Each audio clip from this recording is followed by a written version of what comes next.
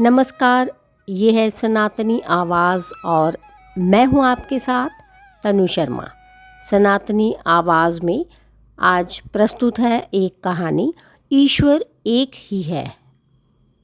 एक गांव की चौपाल में कई धर्म समुदायों के लोगों की बैठक जमी थी। कई प्रकार की बातें तथा चर्चाएं हो रही थीं। अंत में चर्चा का विषय धर्म तथा समुदाय की ओर मुड़ गया। सभी धर्म और समुदायों के व्यक्ति अपने अपने धर्म तथा देवी देवताओं को श्रेष्ठ बताने लगे, किंतु किसी भी एक धर्म तथा समुदाय पर सहमति नहीं बन सकी। अंततः सभी लोग गांव के एक सज्जन पुरुष के पास पहुंचे और उनसे समाधान करने की प्रार्थना की।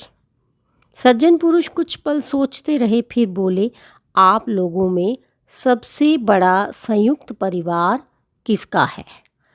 इस पर एक व्यक्ति लल्ला ने कहा, मेरा है।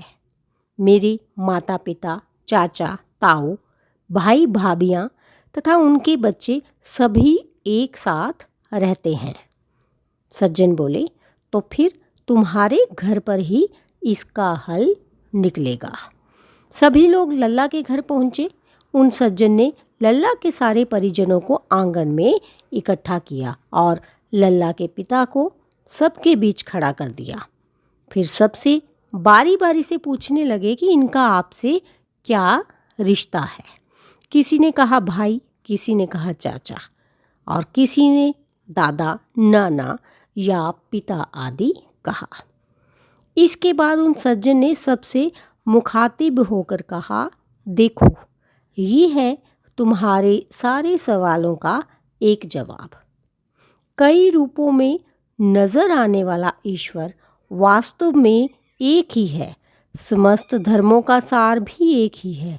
हम अलग अलग धर्म तथा समुदायों के होने के कारण इन्हें अलग अलग रूपों में देखते हैं तथा व्याख्या करते हैं। जिस प्रकार लल्ला के पिता किसी के दादा या किसी के ताऊ आदि हैं, किंतु वास्तव में वे एक ही व्यक्ति हैं, इसी प्रकार उस परम शक्ति को भी हम अलग अलग नामों और पद्धतियों से पूजते अवश्य हैं, परंतु वास्तव में वह एक ही है। तो दोस्तों, ये सच है कि ईश्वर एक है।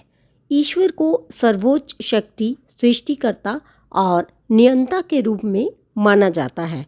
ईश्वर को अलग अलग नामों से जाना जाता है, जैसे कि ईश, परमेश्वर, परमात्मा, पार ब्रह्म, सच्चिदानंद, व्यापक, महाप्रभु, स्वामी, परम पिता, जगदीश, जगदीश्वर, विधाता, गॉड, खुदा, अल्लाह, सर्वशक्तिमान, मालिक, स्वयंभू, साईं इत्यादि। परंतु ईश्वर एक ही है। तो इसके साथ ही मुझे दीजिए अनुमति, फिर मिलती हूँ। धन्यवाद।